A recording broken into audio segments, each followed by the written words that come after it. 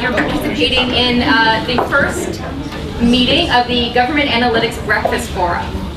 I'm Jennifer Bachner. I'm the director of the Master of Science in Government Analytics here at Johns Hopkins University. This is a brand new program, and the reason why we created the program is because we want to provide students with the skills that they need to become leaders in the data revolution. And I'm sure that you are intimately familiar with the shift that many government agencies have taken toward data-driven decision-making. And we hope that the students that come through the new Master of Science in Government Analytics will help your agencies continue to move in this direction. And here at Hopkins, we also offer a certificate in Government Analytics for those who want to supplement their graduate education with some quantitative coursework. So we partnered with REI Systems to offer this breakfast series, and we're doing so because we think that analytics are the key to solving significant problems related to public policy and governance. And we wanted a forum in which we could discuss specific ways in which we can use these analytic techniques to improve our society. So we hope that this forum brings together professionals from academia, government, and industry to have useful conversations about the use of analytic techniques. So we're thrilled that you've taken time out of your very busy days to be here, and we look forward to your comments and insights throughout this meeting of the forum today and in subsequent meetings. So now I'll turn the program over to Jeff Myers of REI, who will introduce our distinguished speaker. Thanks, Jeff.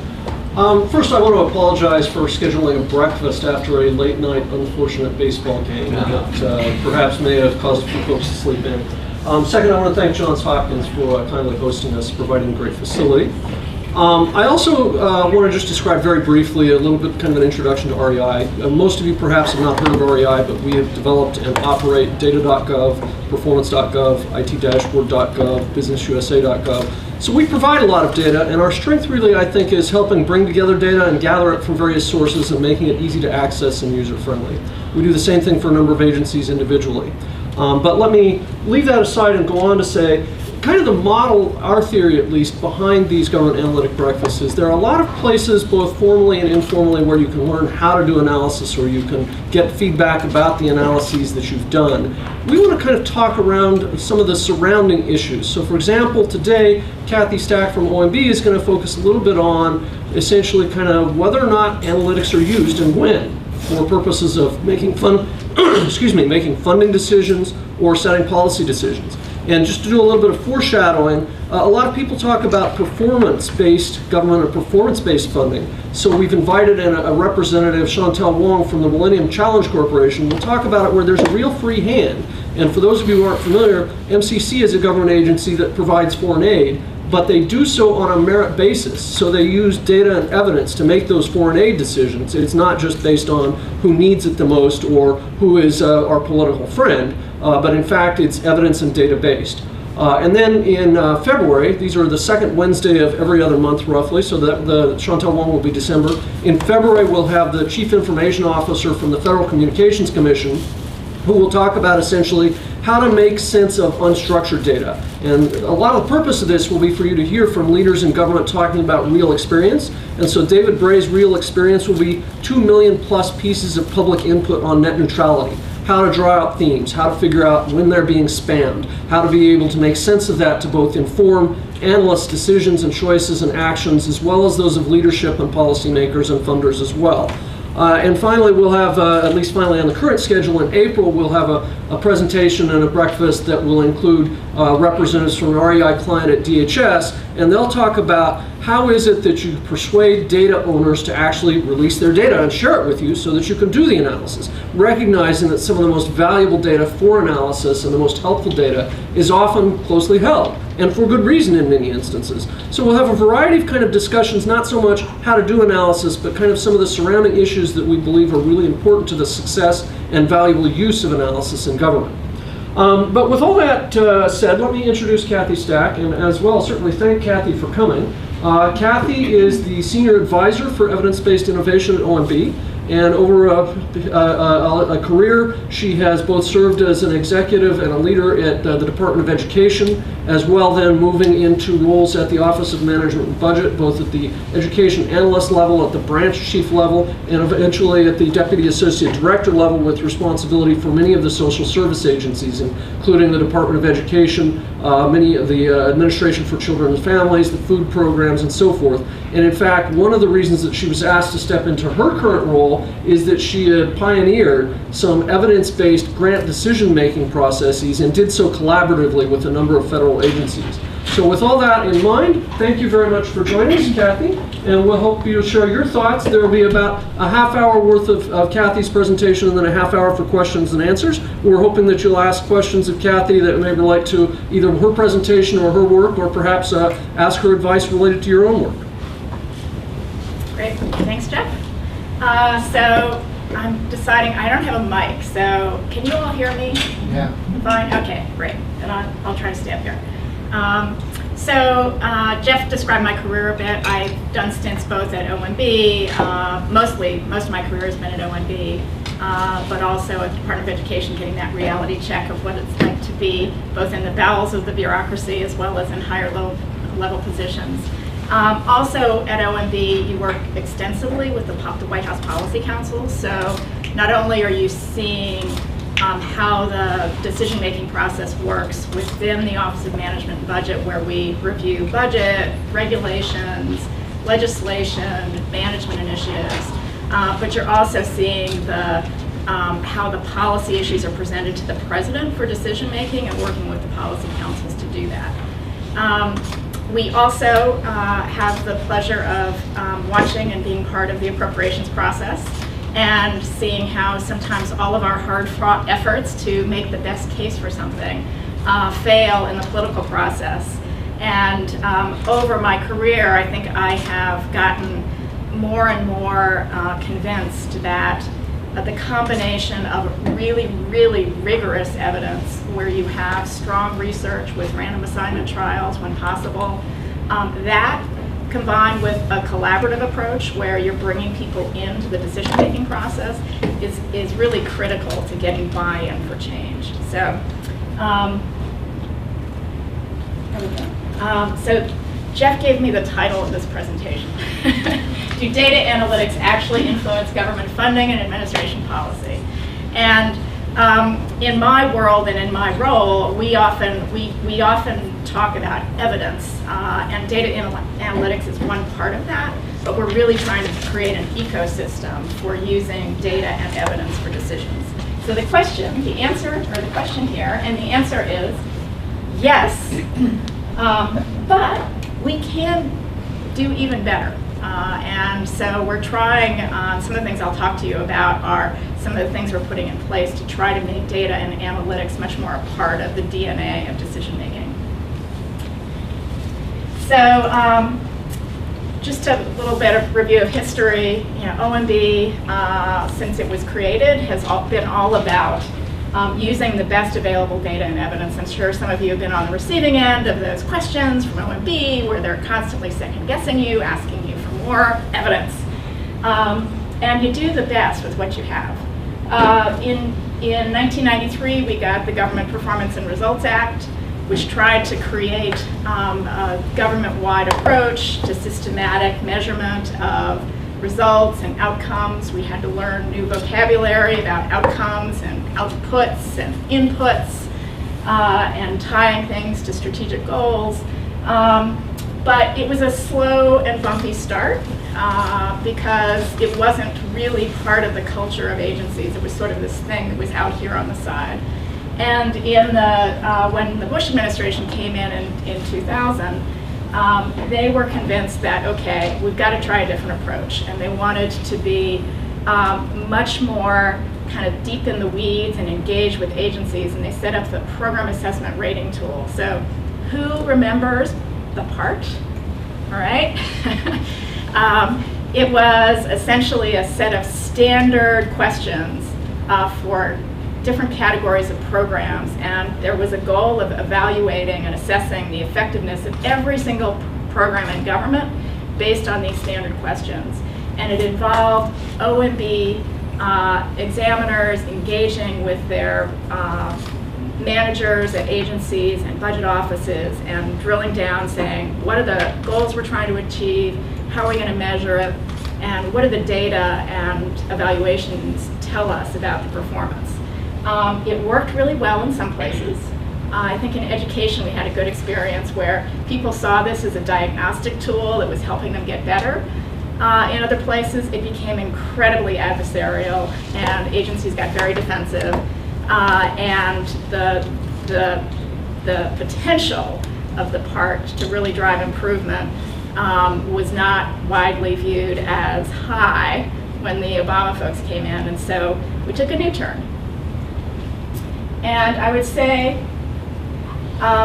what was unique about the Obama team is that the leadership that came into OMB was steeped in research methods. And had seen, Peter Orszag had been up at the at CBO as the director, Jeff Fleedman, Robert Gordon, others who came in, had seen the power of rigorous research in figuring out what works and what doesn't, and wanted to infuse that into our policy-making process. So, key features that I think have characterized this administration's approach on using evidence. First, anytime we're making a policy decision, whether it's about a program, a strategy, there is an imperative to look back and see what does the existing evidence tell us. In many, many agencies, you've got research arms that sit over here that make grants to academics. And then you've got program and policy arms here that figure out, okay, what do we think is going to work and how do we move forward? And those two never intersect. So here was a commitment to say, before we make new decisions or change direction, let's make sure we look back and see what the rigorous best evidence is about what works. In many cases, we don't know, and there's an acknowledgement how much we don't know. So let's try to create better processes and program designs where we can build new evidence, but do it with the most rigorous research methods appropriate. Lots of emphasis on partnerships. So instead of thinking of, the NIH is over here, and the Mental Health and Substance Abuse Office over here, and not really having much to do with each other, thinking about how you build the partnerships between research arms, program arms, statistical agencies who sit on reams of data that's incredibly helpful. Evaluation offices, which are often program evaluation offices set off in a corner somewhere that in the past have always been looking kind of backwards, and instead thinking about how do you bring them into the conversation so that you're building evaluation and looking forward. New tools and techniques. So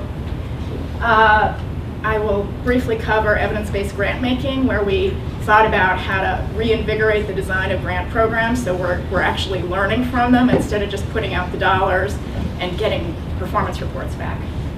High quality administrative data. There's so much data out there that is underutilized, in part because we just haven't created those bridges across the silos to harness it. Rapid experimentation and low-cost evaluation. Lots of people have written off evaluation because they think of it as slow and costly, especially doing rigorous random assignment trials. But there is now the capacity using administrative data to embed experiments into all kinds of operations, do them quickly, do them at low cost. And then building agency evaluation capacity, both for evaluation per se as well as data analytics. And a lot of this work has really leveraged external partners. We're finding a growing interest in the field, you guys being illustrative, okay, of academics and nonprofits and a number of private sector organizations who are really trying to kind of organize themselves to say, okay, if we organize ourselves in ways that bring these tools together, we can help build this evidence and improve government decisions. So I'm going to use this as an illustration because I think when people say, okay, how are we using evidence, we want to make sure you're asking the right question and that you're looking at the right data. And we've had, for unfortunate reasons, organizationally in government, we have evaluation offices and research offices that sit over here, and we have performance measurement and management offices that sit here. And the reality is you need both of those because you have to look at questions from different angles. So this question of where is our program having the greatest impact? And this is a real life example of a supported work program that was designed to get at-risk individuals into jobs. And this program collected performance data, right? So they did it by subgroup. Great. Youth did the best, adult men the next, and adult women the worst. If you were just looking at this performance data, you would think that you were making a data-driven decision by saying, hey, where are we doing the best? We should invest more there because that's where we're making progress, right?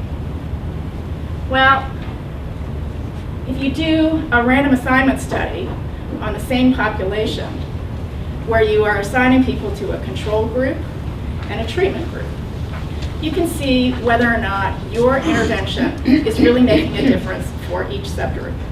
And it turns out that youth do the same, regardless of whether they're in the program. Adult men do pretty much the same. And where you're really having the impact is adult women.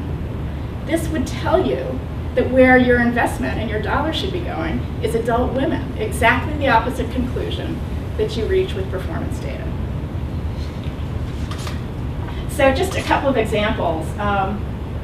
And these are things that happened under this administration, but the evidence base really started in prior administrations. So here's some examples of decisions on using evidence in policymaking. First, scaling up effective practices. So you all know the FAFSA student aid application form and how mind-numbing, at least up until a few years ago, mind-numbing it is, because you essentially have to repeat doing your tax return. And it's always been viewed as, gee, isn't there some way we can make this easier? And the H&R Block partnered with some researchers back in 2008, I believe, and did a study of what would happen if you pre-populated the FAFSA form, you know, your tax filer, okay? You have all the data. What would happen if you said to the family, hey, I can take all this data and I can apply to get your kid financial aid to go to college? And so they ran that experiment with a control and a treatment group. And they discovered that by doing that, for low-income populations, they increased college enrollment by about 25%. It didn't take a larger program. It just took like an easy form. And that has been the impetus for a lot of push under this administration to make it as easy as possible for low-income kids to get through the door.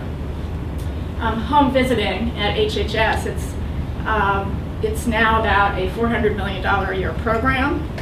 But the way we got that in place was to look back at a couple of decades of research on how to send social workers and nurses into the homes of low-income mothers to help them get their kids off to a good start as well as get themselves back on track.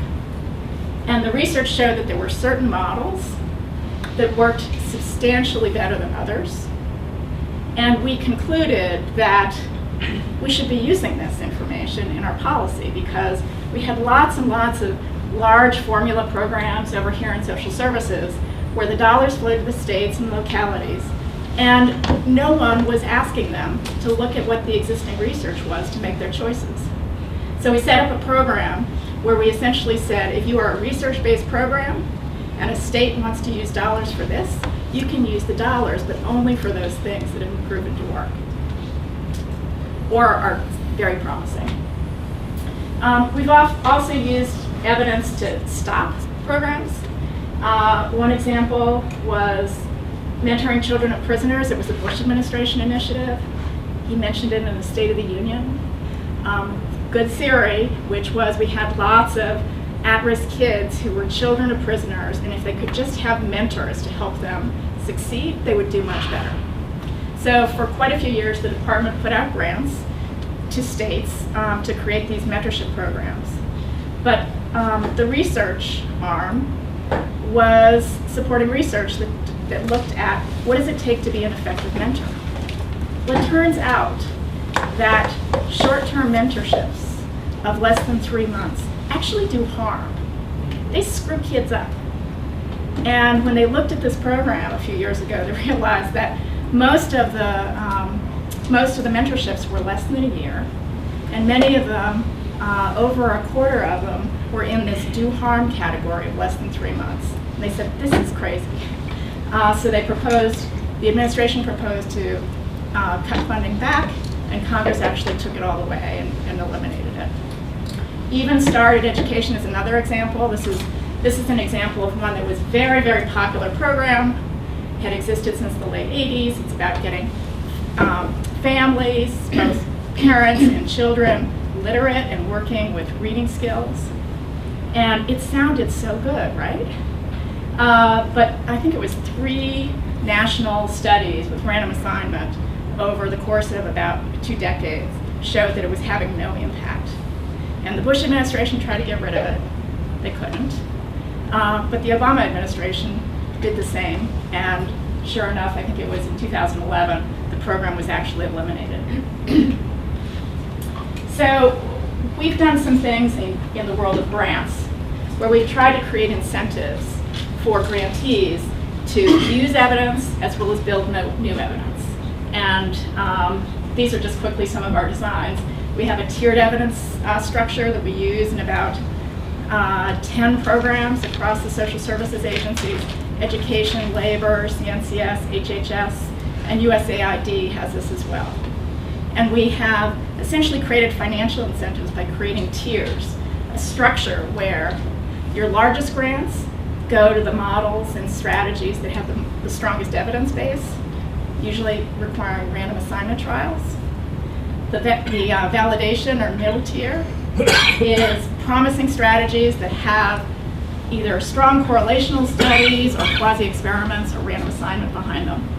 And then we also leave room down at this proof of concept level, recognizing that there's tons and tons of new ideas out there that should be tested, but when we test them, we need to learn from them. So we require all of those grantees to have very strong evaluations so that at the end of the day we can figure out, is this working? Should we continue it or should we let it go? We have pay for success financing. So who knows what a social impact bond is? Is that a term you know? Anybody? Okay. This is taking off in probably about 6 or 8 states. The federal government has supported it. It's where private financing comes in to provide working capital for evidence-based prevention services like services for kids who are coming out of juvenile detention facilities, and the goal is to reduce recidivism, for instance. The theory is that if you can get better outcomes, you are also reducing costs for government. Future costs for government could be associated with providing these services. So these are arrangements where the private sector puts in the working capital, takes the risk. If better outcomes are produced that save government money, the government shares in the savings in the back end by paying for outcomes. Performance partnership pilots is another new one where we're providing a lot of flexibility for states and localities. This is in the context of disconnected youth, to blend money, receive waivers, try completely different approaches to get outcomes, and peeling back all those compliance requirements from the dozen or so programs that touch this population. But here again, we want to learn, so we're requiring very rigorous evaluations to be embedded in these pilots. Harnessing data. I think this is probably near and dear to all your hearts. We collect tons and tons of data in all of our programs. A lot of it is compliance driven, demonstrating that the dollars are being spent for the authorized activities. And so often there isn't a learning process that goes with that, and we aren't looking back at the data to figure out what data here is really important that we can act on. So we are hoping, we are trying to get agencies to sort of think much more strategically about data, figure out what's the data they really need that's high value, what's the data they're collecting that could be useful if they really focused on data quality, and then what's the data that they're collecting and not using, and why are we doing it? Maybe there's a different approach. And that different approach in some cases, could be looking to third-party sources or other programs that are completely outside that program. And now that we have so much rich administrative data, and now that we have so much that in the past have always been looking kind of backwards, and instead thinking about how do you bring them into the conversation so that you're building evaluation and looking forward. New tools and techniques. So I will briefly cover evidence-based grant making, where we thought about how to reinvigorate the design of grant programs so we're actually learning from them instead of just putting out the dollars and getting performance reports back. High quality administrative data. There's so much data out there that is underutilized, in part because we just haven't created those bridges across the silos to harness it. Rapid experimentation and low-cost evaluation. Lots of people have written off evaluation because they think of it as slow and costly, especially doing rigorous random assignment trials. But there is now the capacity using administrative data to embed experiments into all kinds of operations, do them quickly, do them at low cost. And then building agency evaluation capacity, both for evaluation per se as well as data analytics. And a lot of this work has really leveraged external partners. We're finding a growing interest in the field, you guys being illustrative, okay, of academics and nonprofits and a number of private sector organizations who are really trying to kind of organize themselves to say, okay, if we organize ourselves in ways that bring these tools together, we can help build this evidence and improve government decisions.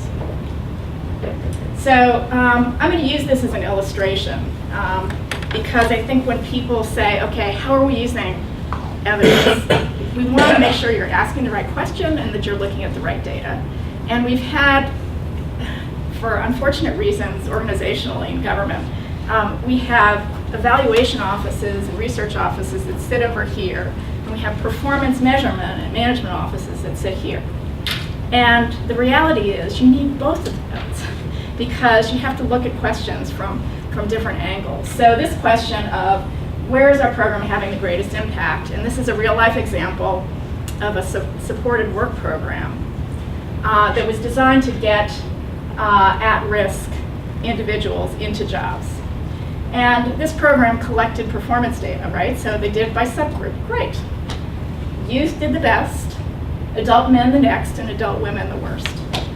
If you were just looking at this performance data, you would think that you were making a data-driven decision by saying, hey, where are we doing the best? We should invest more there because that's where we're making progress, right? Well, if you do a random assignment study on the same population where you are assigning people to a control group and a treatment group, you can see whether or not your intervention is really making a difference for each subgroup. And it turns out that youth do the same, regardless of whether they're in the program. Adult men do pretty much the same. And where you're really having the impact is adult women. This would tell you that where your investment and your dollars should be going is adult women. Exactly the opposite conclusion that you reach with performance data. So just a couple of examples. And these are things that happened under this administration, but the evidence base really started in prior administrations. So here's some examples of decisions on using evidence in policymaking. First, scaling up effective practices. So you all know the FAFSA student aid application form and how mind-numbing, at least up until a few years ago, mind-numbing it is, because you essentially have to repeat doing your tax return. And it's always been viewed as, gee, isn't there some way we can make this easier? And the H&R Block partnered with some researchers back in 2008, I believe, and did a study of what would happen if you pre-populated the FAFSA form, your tax filer, okay? You have all the data. What would happen if you said to the family, hey, I can take all this data and I can apply to get your kid financial aid to go to college. And so they ran that experiment with a control and a treatment group. And they discovered that by doing that, for low-income populations, they increased college enrollment by about 25%. It didn't take a larger program. It just took like an easy form. And that has been the impetus for a lot of push under this administration to make it as easy as possible for low-income kids to get through the door.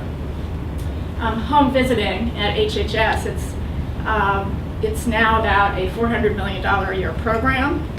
But the way we got that in place was to look back at a couple of decades of research on how to send social workers and nurses into the homes of low-income mothers to help them get their kids off to a good start as well as get themselves back on track. And the research showed that there were certain models that worked substantially better than others. And we concluded that we should be using this information in our policy because we had lots and lots of large formula programs over here in social services where the dollars flowed to the states and localities, and no one was asking them to look at what the existing research was to make their choices. So we set up a program where we essentially said, if you are a research-based program and a state wants to use dollars for this, you can use the dollars, but only for those things that have been proven to work or are very promising. We've also used evidence to stop programs. One example was mentoring children of prisoners. It was a Bush administration initiative. He mentioned it in the State of the Union. Good theory, which was we had lots of at-risk kids who were children of prisoners, and if they could just have mentors to help them succeed, they would do much better. So for quite a few years, the department put out grants to states to create these mentorship programs. But the research arm was supporting research that looked at what does it take to be an effective mentor. Well, it turns out that short-term mentorships of less than 3 months actually do harm. They screw kids up. And when they looked at this program a few years ago, they realized that most of the mentorships were less than a year, and many of them, over a quarter of them, were in this do harm category of less than 3 months. And they said, this is crazy. So the administration proposed to cut funding back, and Congress actually took it all away and eliminated it. Even Started Education is another example. This is an example of one that was very, very popular program, had existed since the late 80s. It's about getting families, both parents and children, literate and working with reading skills. And it sounded so good, right? But I think it was 3 national studies with random assignment over the course of about 2 decades showed that it was having no impact. And the Bush administration tried to get rid of it. They couldn't. But the Obama administration did the same. And sure enough, I think it was in 2011, the program was actually eliminated. So we've done some things in the world of grants where we've tried to create incentives for grantees to use evidence as well as build new evidence.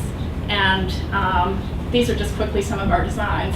We have a tiered evidence structure that we use in about 10 programs across the social services agencies: education, labor, CNCS, HHS, and USAID has this as well. And we have essentially created financial incentives by creating tiers, a structure where your largest grants go to the models and strategies that have the strongest evidence base, usually requiring random assignment trials. The validation or middle tier is promising strategies that have either strong correlational studies or quasi-experiments or random assignment behind them. And then we also leave room down at this proof of concept level, recognizing that there's tons and tons of new ideas out there that should be tested, but when we test them, we need to learn from them. So we require all of those grantees to have very strong evaluations so that at the end of the day we can figure out, is this working? Should we continue it or should we let it go? We have pay for success financing. So who knows what a social impact bond is? Is that a term you know? Anybody? Okay. This is taking off in probably about 6 or 8 states. The federal government has supported it. It's where private financing comes in to provide working capital for evidence-based prevention services like services for kids who are coming out of juvenile detention facilities, and the goal is to reduce recidivism, for instance. The theory is that if you can get better outcomes, you are also reducing costs for government, future costs for government that be associated with providing these services. So these are arrangements where the private sector puts in the working capital, takes the risk. If better outcomes are produced that save government money, the government shares in the savings in the back end by paying for outcomes. Performance partnership pilots is another new one where we're providing a lot of flexibility for states and localities. This is in the context of disconnected youth, to blend money, receive waivers, try completely different approaches to get outcomes, and peeling back all those compliance requirements from the dozen or so programs that touch this population. But here again, we want to learn, so we're requiring very rigorous evaluations to be embedded in these pilots. Harnessing data. I think this is probably near and dear to all your hearts. We collect tons and tons of data in all of our programs. A lot of it is compliance driven, demonstrating that the dollars are being spent for the authorized activities. And so often there isn't a learning process that goes with that, and we aren't looking back at the data to figure out what data here is really important that we can act on. So we are hoping, we are trying to get agencies to sort of think much more strategically about data, figure out what's the data they really need that's high value, what's the data they're collecting that could be useful if they really focused on data quality, and then what's the data that they're collecting and not using, and why are we doing it? Maybe there's a different approach. And that different approach, in some cases, could be looking to third-party sources or other programs that are completely outside that program. And now that we have so much rich administrative data in various places, if we can figure out how to link it, we can learn a lot. There's questions that we can answer. It never occurred to us that we could answer before. So a couple of examples there. A few years ago, when the president was very interested in figuring out how to help kids succeed and how to make sure that unscrupulous nonprofit trade schools didn't recruit kids in for these very expensive training programs and then leave them in significant debt and unable to pay it because they hadn't gotten good training. So the policy was, let's figure out debt to income ratio. And we had the data over at the Department of Education on the students who were taking out the debt in these schools. We just had to figure out how we can get the income data. So we ended up working with the IRS and the Social Security Administration. The IRS collects all the tax data. Social Security Administration gets a lot of that data and uses it for their purposes and provides services to IRS. And collectively, we realized that there is nothing in the privacy rules that prevents you from taking individual data from one agency, bouncing it up against individual data set that may be privacy protected, but pushing back out the aggregates. So by doing this, we were able to look at these programs, these education programs, and determine which were the ones that were helping kids get on track and which were the ones that were putting them in debt to such a degree that they really should be excluded from the program. Similar example, HUD and CMS linked housing data for housing HUD participants receiving subsidies with healthcare data, so that you can look at that interaction and figure out, whether the healthcare outcomes are doing, whether you're doing better or not so good with these housing programs. Just another point here, and this I think is something that we haven't had a laser focus on it, but it's certainly bubbling up in lots of contexts. And that is, we've got great a lot of our programs are delivered through state and local governments, right? And a lot of them have built strong data infrastructures to support those program requirements. But they need to be modernized. And there has been sometimes a perception and a myth that in order to modernize your system, somehow Congress has to appropriate special funding, or it's got to be a big, giant new initiative. And some of that comes from misperceptions about what's an allowable cost. And we have a number of programs that are sort of turning the corner and saying, hey, good data is not an overhead cost, it is a program cost. It is absolutely critical to what we do, and that should be something that gets built into every programmatic plan for how we manage data and make sure that we have feedback loops and are using that data for decisions. So organizationally, we also have been doing a push on building agency evaluation capacity.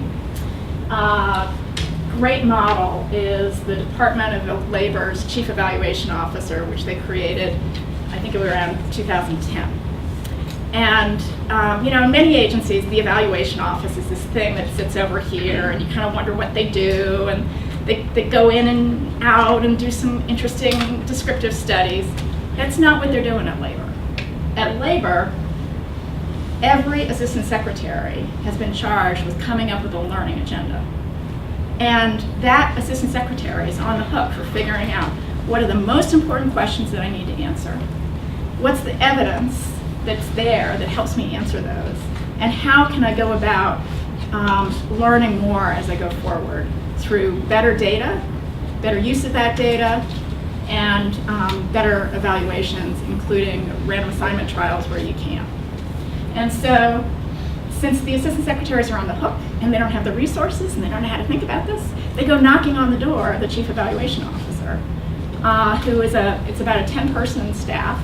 They do evaluation, and they've also started a data analytics unit to help the agencies mine the data and understand and answer important questions. But it's driving a culture change throughout the department. It's spotty. Some people get it more than others, but it's a great model. We're getting, in particular, in the Labor Department, Health and Human Services, Education, and Justice, and HUD, there's an appreciation on the Hill for the importance of evaluation, and so they provide set-asides and specific funding, and that's been going up. We've got agencies working together to develop what we call common evidence frameworks, so that there's a common understanding of what's really strong evidence, where we put random assignment up at the top. You can't always do it, but that's the strongest evidence. And then next level down, quasi-experimental, well-matched comparison groups analysis. And then down further towards the bottom is collecting data, using performance measurement, doing pre-post comparisons, things like that. But we've got a lot of confusion across government, where we have a lot of people collecting data, looking at it, like that first example I had on supported work, where unless you think of it in terms of a framework, you get confused about whether it's really strong and reliable. A number of agencies working together on improving their clearinghouses for putting out what works. We've got some cross-agency evaluation groups.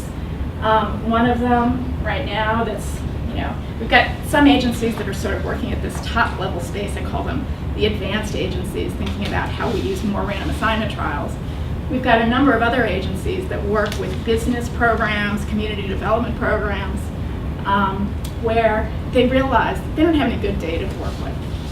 So they are collectively thinking about best practices. How do they identify the data sets that are high value, that they can use for decision making? How do they get better data in their systems? And then a number of agencies are being creative about using IPAs to bring experts in from the field to beef up their capacity. So rigorous low-cost evaluations. This is getting a lot of attention. An example from overseas is the Behavioral Insights team in the United Kingdom. So who's heard about the Behavioral Insights team? Is this new? Okay. So Behavioral Insights team started under the Cameron government, and they were facing huge budget cuts and had to figure out how do we be smarter about how we do our basic core operations. And they set up a Behavioral Insights team. And to guide it in how to think about doing tests and experiments and innovations, they brought over top US researchers, like Richard Thaler from the University of Chicago. Cass Sunstein was part of this crowd, to advise them on how to set up experiments inside operations. And they give you one great example. So tax compliance. They said, what can we do to get people to pay their taxes? Because, the standard approach is you hire more tax collectors and you build better systems. Well, they tried letters. And they set up a multi-arm trial with like 4 different letters and different phrases and tested it in very controlled conditions, and figured out that by adding 1 sentence to that letter, they could boost revenues by, I think it was about 15%. And the 1 sentence was, 9 out of 10 taxpayers in the United Kingdom pay their taxes on time. Okay, it was that simple. And so it's a mindset. So what they've done is they've been bringing behavioral economists in to think about how to test these different strategies. Well, OSTP, Office of Science and Technology Policy, about 1.5 years ago said, why are we letting them take all of our best ideas over there? We should be doing it here.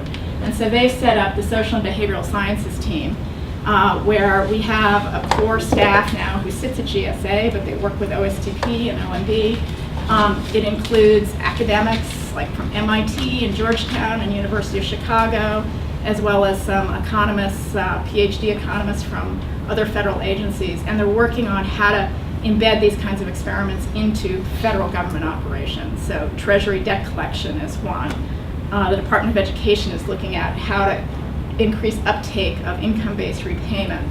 GSA is looking at how they do better collection of fees from vendors. And it's quick and it's cheap. There was a conference recently in July that the White House co-sponsored with the Coalition for Evidence-Based Policy, where the Coalition for Evidence-Based Policy conducted a prize competition, national competition, asking academics what are important questions that you can answer with a rigorous random assignment evaluation design at very low cost using administrative data. And they ended up getting like 53 very good proposals. The top 3 were prize winners that were announced at the White House. This whole competition was funded with foundation funding from the Arnold Foundation and the Casey Foundation. But to give you some examples, all 3 of the winners the cost was less than $300,000. And these are evaluations that would have cost $5 or $10 million to do in the past, where you had to go out and actually collect the information from individuals. Here it's the information to do the analysis is sitting in the data systems. NIH is pushing a new initiative on low-cost randomized control trials. A lot of medical experiments have taken years and tens of millions of dollars. These can be done for much less. The Education Department is putting out guidance to school systems on how to think about how to embed experiments into school systems. If you're going to run an after-school program, you can only do it in half your sites. It's a perfect opportunity to randomize and figure out whether you can get better impacts. And then there's lots of people on the outside who are potential partners in this, and this gets to, you don't have to necessarily pay the big consultants the big bucks. So JPAL North America is a set of top academics. This is a network that is run out of MIT and Harvard, but it's got academics all over the country who are looking to partner with federal, state, and local government to come in and think about how you can embed these kinds of experiments inside operations. And there's a network of researchers called Actionable Intelligence for Social Policy. where they are working primarily with state and local governments on ways to link data across systems so that you can answer these questions without having to build big new data operations. Internal federal partnerships. So a lot of this is about leveraging partnerships, recognizing that there's huge talent inside agencies that is often untapped because you haven't gotten the right people in the room together. So some things that we've been doing, OMB had a workshop series last fall and winter where we had special topics, like how to use administrative data to answer important questions. Well, we made agencies apply to come to these workshops, and when they came, they had to come in teams.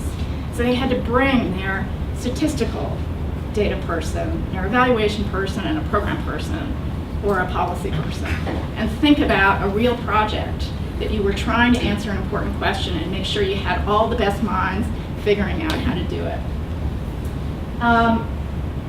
We've also got the role of mission support offices. So mission support offices in a lot of agencies are seen as the offices that stand in the way of innovation because OMB has put out rules and there's circulars and then there's agencies who have their administrative processes and there's a great love of standard operating procedure. And a lot of the stuff we're talking about requires changes to that. It's different. And so mission support offices, whether it's the people who manage the grants process, whether it's the IT and CIO offices, whether it's the procurement offices, the performance measurement offices and the reporting, those are the guys who can be the enablers or the obstacles. And then auditors. So the irony of all this is that some of the biggest champions of changing and moving from our compliance-based approach to an evidence-based approach are people in the auditing community who have seen the process of how this compliance process works trickling down from the federal to the state to the local level, where you've got your IGs and your auditors out there inspecting documentation to make sure that these dollars were spent on the right activities. And to give one example, there's a guy in the IG's office at the Department of Education named Rich Raisa, and he just tells these sort of heartrending stories about the Title I program and all the hours that he himself and others have put into documenting time and effort reporting and making sure that all the teacher dollars are appropriately assigned to the Title I program versus some other program.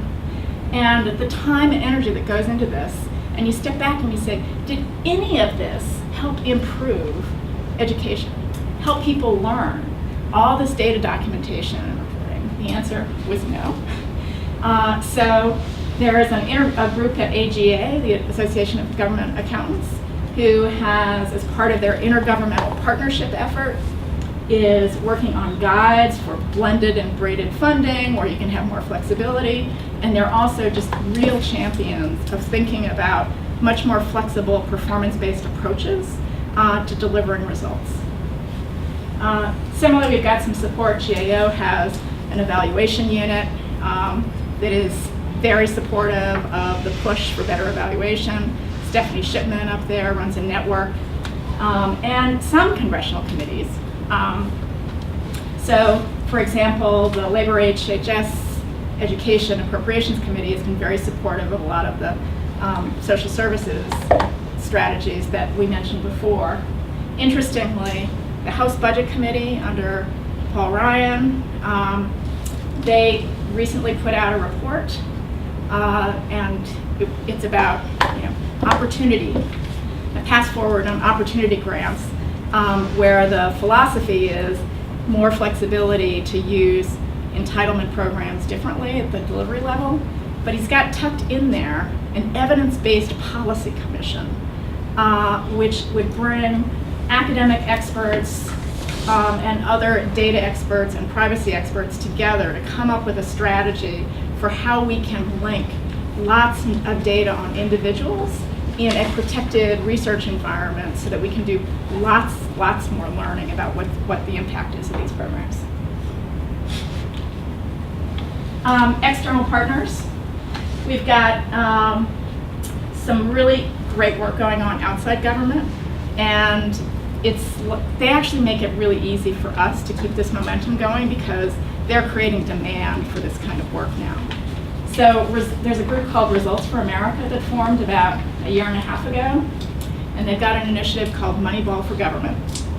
And they are working very hard to highlight, first of all, highlight successful practices at the federal level and the city level, and also get buy-in from prominent Republicans and Democrats. So part of their strategy is to work the Congress and work the incoming presidential campaigns, whatever they may be, by bringing people who've worked in Republican and Democratic administrations together to advocate for an evidence-based approach. So for example, I think there's a paper coming up where I think Peter Orszag, under this administration, and Jim Nussel, who was the OMB director in the prior administration, are co-writing something. Lots of interest at the state and local level. So the National Governors Association, Governor Hickenlooper, recently he's the chair for NGA, and his initiative is about delivering results. And there's a very strong push on using research and data analytics to inform public policy decisions. So they've been great partners and looking for opportunities to work with the administration. The Pew Center on the States has a Results First initiative that now has about 15 states engaged, where they are using return on investment information for social services programs to make decisions on where states are going to invest their dollars. I'll move on to, so the academic researchers, APAM, I don't know if which is American Public Policy and Management, or Association of Public Policy and Management. Lots of academic researchers are out there. They've been talking to OMB and other agencies about how can we organize our efforts so we can be good partners with you, recognizing that there's a lot of IPA opportunities where academics could come into government to do analysis. I mean, if you're strapped for cash, but some of these institutions can actually get foundation money to send IPAs to work in government on important projects. Or as your agency, you may be able to justify getting an IPA in on a short term for an important project, even though you can't necessarily commit to a long-term FTE. Nonprofits, the Coalition for Evidence-Based Policy, Actionable Intelligence for Social Policy, a number of others focused on youth programs. Nonprofits are really coming to the table now and have embraced this notion of using data and evidence. I don't know if any of you have seen, there's a book out recently by Nicholas Kristof called A Path Appears. It's a great book, real life stories about entrepreneurs who have built an intervention, a social intervention, whether it's home visiting or reducing violence in Chicago, or reducing dropout rates, but and a lot of overseas examples. And essentially it lays out how, there's a lot of philanthropy, there's a lot of impact investors, there's a lot of people like you who make investments every year in charities. And we're now at a tipping point where you can have real information about what the impact is, not just how much does the charity spend on, overhead, but what kind of results are they getting.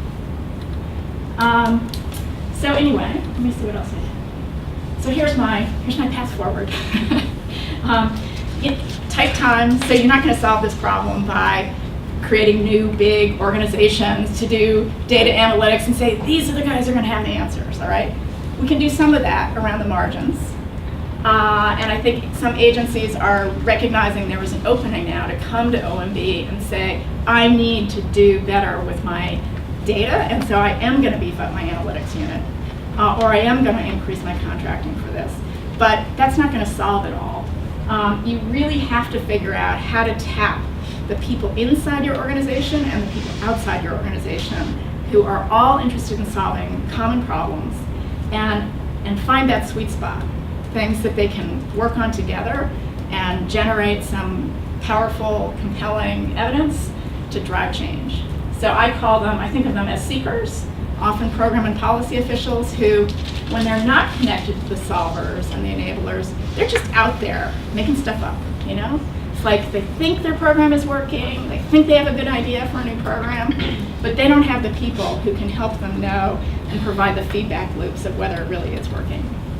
So then you got your solvers, your evaluation experts, both inside and outside government, your data experts inside and outside, your performance management experts. And then your enablers. And these are your mission support offices, your general counsels, your grants managers, your management policy folks, your budget officers. These are the guys who make or break this new approach. And if they get it, they can be your greatest allies because there's lots of myths in agencies about what you can and can't do. And those offices, the creative ones, can help you get stuff done you thought you couldn't. So my hope is we'll get more of those who see themselves in the enabler camp and we can move forward. So these are some resources that I had sent out. There was a memo that went out last July called Next Steps in the Evidence and Innovation Agenda. It was co-signed by the director of OMB, head of CEA, Council of Economic Advisors, head of Domestic Policy Council, and head of the Office of Science and Technology Policy, laying out a suite of strategies that you could use. The Economic Report of the President, Chapter 7 this year, highlighted how evaluation is being used as a tool. So some of those examples I gave you earlier about the FAFSA student aid application, for instance, were highlighted there. And then we had a fact sheet that we put out this year with the 2015 President's budget that was the highlights of where evidence was used both to inform policy based on existing evidence, as well as new programs and initiatives where we were building into the design of the program the ability to use data, the incentives to use data for continuous improvement. Okay, that's it. So first, thanks very much. I always think that if I've got one new idea sparked by a presentation like this, it's a success, and I've got at least 2 or 3, so I was really interested. I want to mention that the materials that Kathy just described are in the folders that each of you got. If you didn't get them, there's more there, but they're behind some of the Johns Hopkins degree materials. But now I'd like to invite your questions, and I want you to think actually not just about questions you may have about the presentation, but perhaps even questions about, well, I've got this problem. Kathy, what do you think I should do to solve it? How should I address this? And I'll make one kind of last part of the offer, which is if you say, I want to know whether or not research exists on such and such a topic, or there is data available to address a problem I have. If you pose that, we may or may not be able to answer it here now. But on behalf of Johns Hopkins and REI, I commit that we will promptly determine whether or not research exists, whether or not the data exists, and get back to you. And the last thing is, although it may not be important to those of you who are here in the room, especially those who are on the web with the live stream, the materials, as long as you're comfortable with your slides being shared, within about 24 hours we'll have both an archived video of this web stream event, as well as the materials Kathy has shared that are in your folders, as well as the slides that she has shared as well, so that you can download those and share them if you would like. So with that, questions? My name is Eric Nelson. I'm with the Office of E-Diplomacy at State. We're part of the CIO organization. So I liked your last chart, 3 circles and where they intersect, because we're coming at this thinking about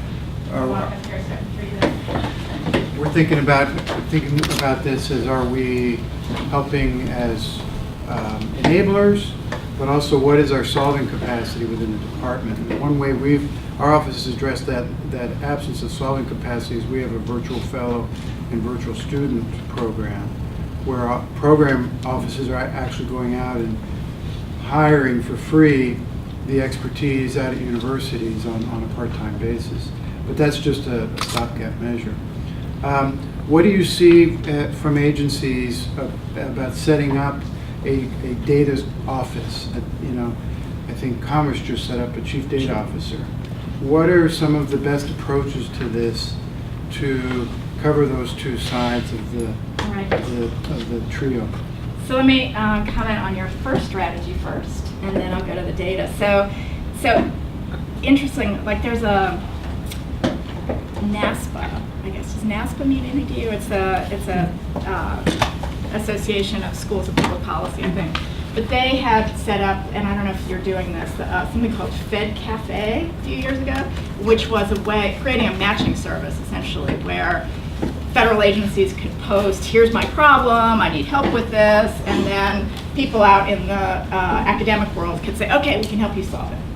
And it's a great idea, but I have a huge caution, and that is, we've seen, the Department of Education was a perfect example of many years, decades actually, of education research, which at the end of the day, when you looked at the quality of the research, you realized some of it was pretty self-serving, it really wasn't rigorous, and so it was very hard to take that information back and say, hey, we have scientific proof that this works or this doesn't. And so there's been a big push over the last decade to change that and build rigor and expectations on the strength and the research methods that are going to be used to answer the questions. What I would really like to see is that if we're going to tap these external research sources, that we do it with this notion of a common evidence framework in mind. There's certain questions that you can just look at the data and you can see, if you're supposed to be, laying railroad track, you can figure out if you're doing it well and how fast you're going and doing your better than last time. But there's a lot of activities that government does where you really need a counterfactual. You really need to understand what would happen in the absence of this activity. And that's where you need much more rigorous designs. And we need to always be challenging ourselves to go to the most rigorous method that we can for the question we're asking. So I think that I would just say on that marriage, thinking about evidence standards is really important if we're going to use that resource. On data analytics, so yes, Commerce is definitely really pushing on this under their new secretary. They have tons of resources, and I'm not familiar with too much of what they're doing, but it seems like they are definitely a model for that. Another example that I know a little better is the Department of Labor, where they set up a chief evaluation office around 2010, and it was primarily focused on evaluation. But there was a recognition that there was all kinds of data mining and analytics that needed to go on in the agency, and there was an organizational choice of whether to try to create units within each of the operating bureaus or to try to create a central office. And the deputy secretary made a decision that it would be far more efficient to create a centralized office that was there to serve clients, as programs. And so they expanded the chief evaluation office to include a data analytics unit. But I think given resource constraints, that centralized approach might make more sense these days.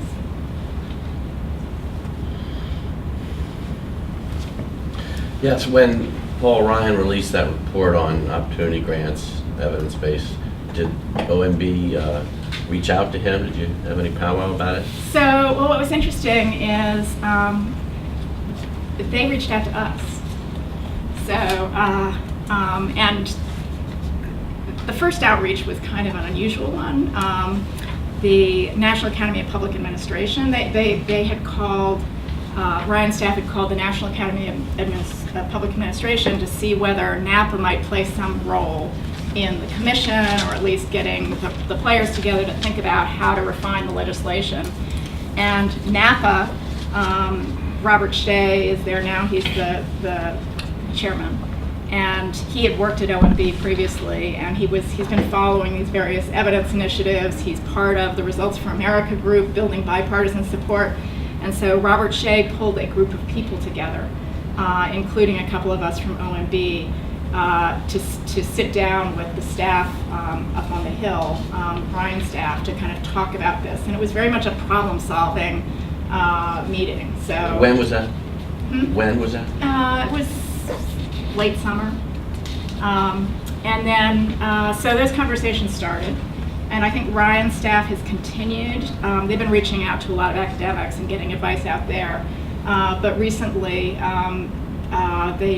they reached back to OMB and asked for some help finding experts inside the government for them to talk to so that they can refine their strategy. So it does seem to be a sweet spot where, regardless of your philosophy about where flexibility should exist at the federal, state, or local level and entitlement programs, everybody agrees we need better data and an infrastructure that can support evidence building. Kathy, I'm Brandy Gregor with the Corner Alliance, and we support clients in DHS and commerce around public safety. We've started using data analytics for investment decision making. So yesterday I was listening to a speaker in DHS from the START program, which is a partnership with the University of Maryland, essentially collecting data around terrorism and that whole community. One of the things that I was just kind of, I think what I'm hearing you saying is if you sort of become a de facto repository of kind of gathering who is in that space, gathering research and data, and would, from our client's perspective or the community perspective, would your office really be the ones to go to of where do we go to find these people that are the data collectors and research bodies, like the START programs and others? Yeah, so I don't know that well, first of all, you heard that offer from Jeff. So don't ignore that. But in addition, so a couple of resources that I want to be, first of all, the OMB examiners who oversee, public safety, and often there are people that they're aware of different resources outside. Sure. Okay. In addition, we have within OMB an economic policy office of PhD economists who it's their job to kind of understand the research and where the expertise is. They've all come with that background themselves. And then in addition, another great resource, and we work with them a lot, is the Council of Economic Advisors. So in the White House, they bring top academics in who come in for year-long stints.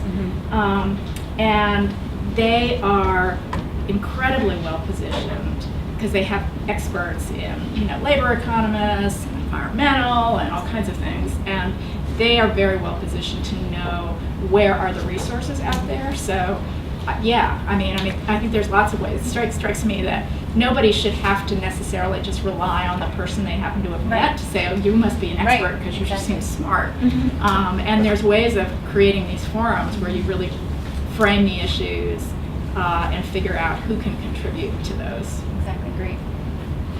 May I ask a question? So one of the ideas you sparked in my mind, I like the kind of the comparison of, well, maybe it costs $10 million to do a well-controlled random assignment study with a serious academic overseeing it. And the alternative kind of at the other end is, well, maybe we've already got the data and we can just do some comparisons of the data we have. I'm wondering if there are examples you can offer that you're aware of something kind of in between. For example, let's say a grants administration agency says, well, let's post 2 different grant applications on the website and let, perhaps even randomly assign who's invited to apply for them. Or let's, post 2 different websites and just randomly assign, which one is presented to the next visitor. Are there places where government's doing something like that kind of is using technology cheaply to gather real kind of research-based evidence on what behaviors and reactions result? So I'm probably not fully aware of all of them. So one example is that the Obama campaign, which you may or may not know, but when Obama ran his first campaign, and I continued the strategy in the second, they brought in these analytics experts who that played with different email messages and ways of, because they were looking for contributions and volunteers, etc. And through random assignment, very, very cheaply, they were learning constantly what's the best way to get the reaction we want. And the people who worked on that, there were people who worked on that who ended up coming into the White House, getting very involved with the sort of technology side of the innovation agenda. And so I'm not positive, but I believe that some of the agencies are trying to embed a strategy where they can think about testing different websites. Frankly, one of the challenges on this is paperwork reduction act. I mean, there's processes that we have that require agencies to go through clearance on how they collect information and do other things, and sometimes those things seem to get in the way. But the other thing I would say is that the social and behavioral sciences team that is sitting at GSA now, the kinds of experiments you're talking about are exactly the kinds of things that they are looking to help agencies with. And they are a service. So if you're out there in an agency and think that you could imagine doing this low-cost experimentation in some aspect of your program, I think you can find them on your own, but if you need help, come back through me, because they are, they're fabulous. And it's there to be a service. It's basically free to the agencies to do this.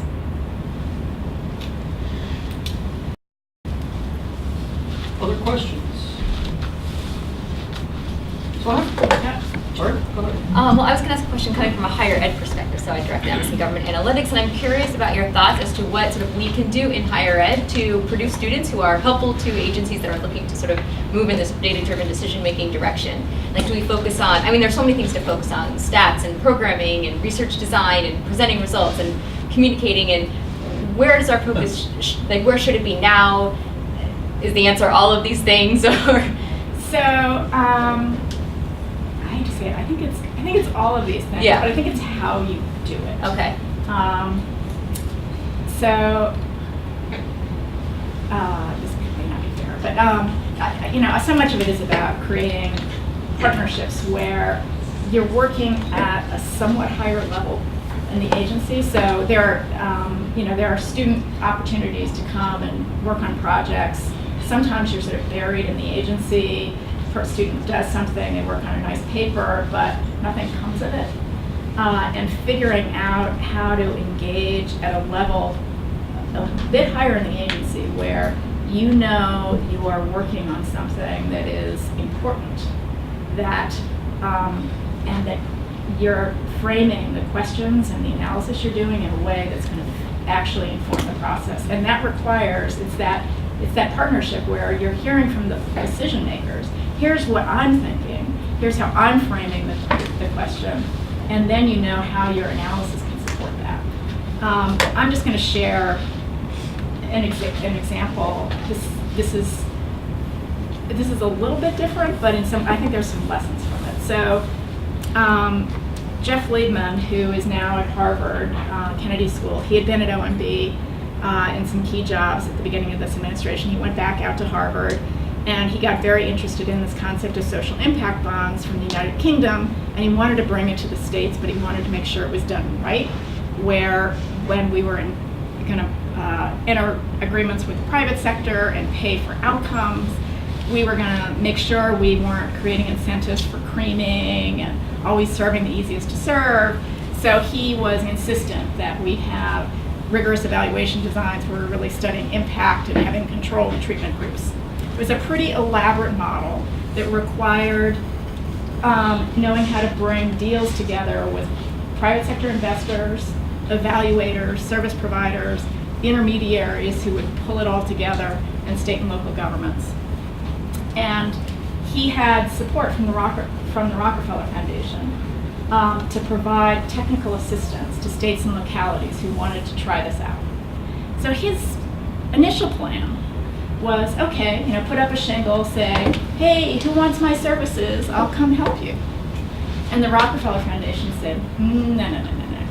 You have to run a competition. You need to make sure that you have the buy-in from the states or the cities that you're going to work for or work with. So you need to run a competition and make them compete for your services. Well, he did that, got huge buzz out of it. And when he first, I think the first round of it, he had 6 or 8 states, half Republican, half Democratic, and he had the governor's buy-in. So it meant that he could put one graduate student in each of those jurisdictions. They had the governor's backing, and that grad student had access to every data set, the support of the controller, had everything they needed to put together a very complicated deal that cut across lots of different offices, worked with the private sector, But it happened, and now we have social impact bonds that are taking off across the country. And I think there's something to that figuring out how do you make people appreciate your services, so along with that comes this sort of quality and rigor, that if you can really make yourself a standout on being able to produce analysis that is bulletproof, that decision makers would really say, yes, this is so strong, I'm going to change my views, that's the key.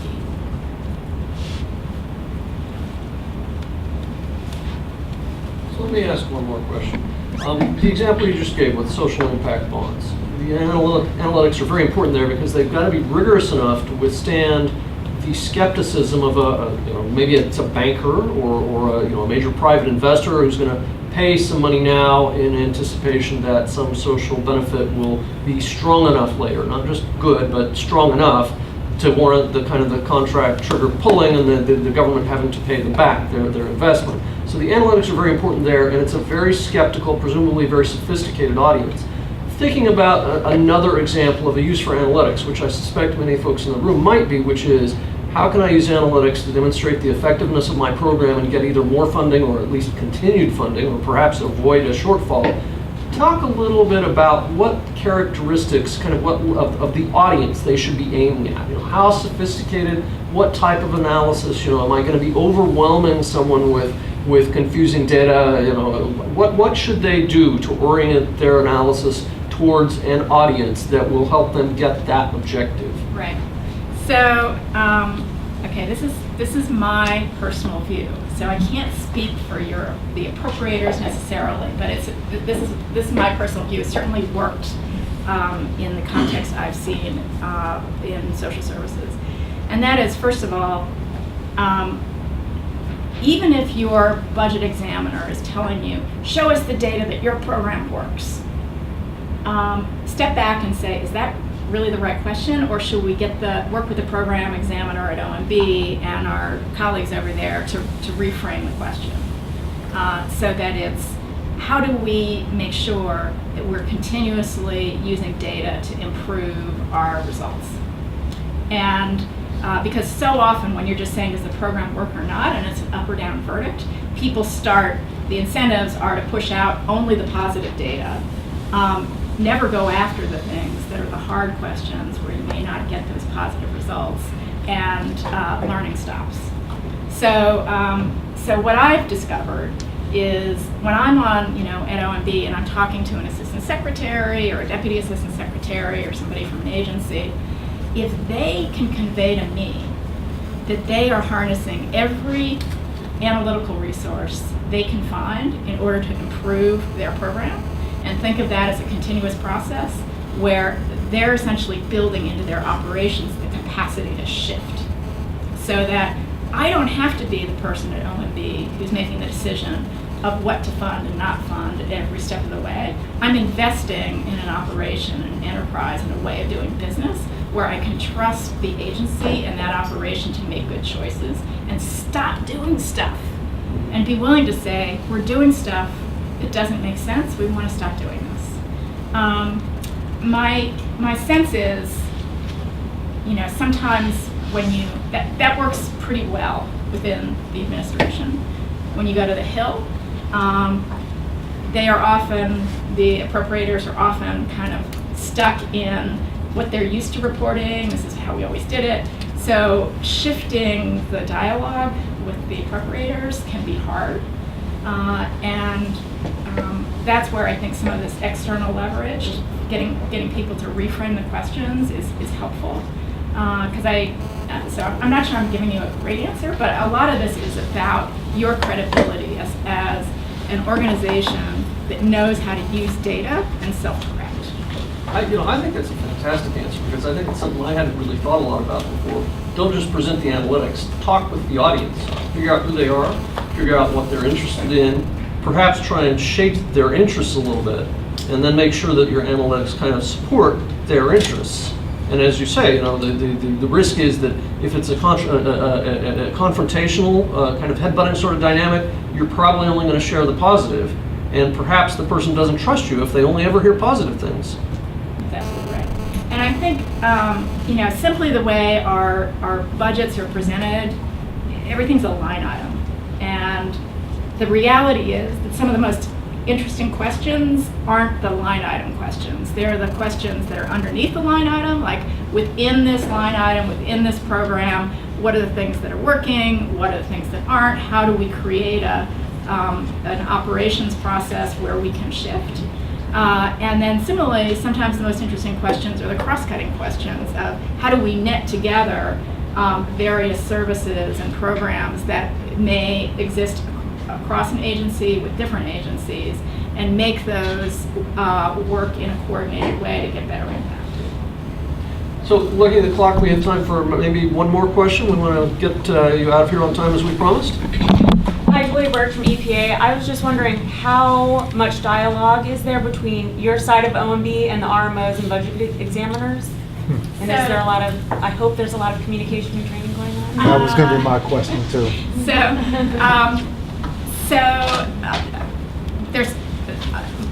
I came from an RMO, okay? I had education, income maintenance, and labor. And a lot of the strategies that I've talked about were things that it's very much the way that particular division thinks and works with their agency. When I moved over to, I run this evidence team, 4-person team that we sit within economic policy. So we're neither on the budget side nor the management side. We're trying to work across the institution. And I would say that it varies across OMB in terms of how much interaction we have. There are various things that we've done that are quite cross-cutting, the memo to agencies, next steps in evidence and innovation. Every part of OMB was part of that. They were asked to think about how those strategies apply to their programs. But if for whatever reason, when you're talking to your parts of OMB and this is not something that they're talking about, it's time to close the loop. We're all, I think the leadership of OMB, the leadership of the White House councils is very much kind of lined up. But once it gets down to the actual job, your kind of core job of doing the budget for an agency, you've got to go back to these sort of, unless there's a better presentation from the agency, there's a tendency to fall back to traditional ways of looking at programs and asking questions in the same way. And that's where you really need kind of leadership from the agency to push and say, wait a minute, if these are the results we're trying to achieve, then here's how we have to frame what we're doing, and here's our strategy that is going to get us to that result because we're using data and evidence all the time. Thank you. Okay.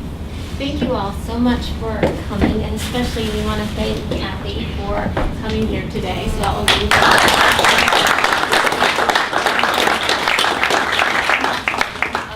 Oh my gosh. Yes. So sorry. And hopefully we'll see you all here December 10th, which is when the next forum, the GAB Forum is. Tell a woman is in charge of this program. Usually it's like a little or a paperweight.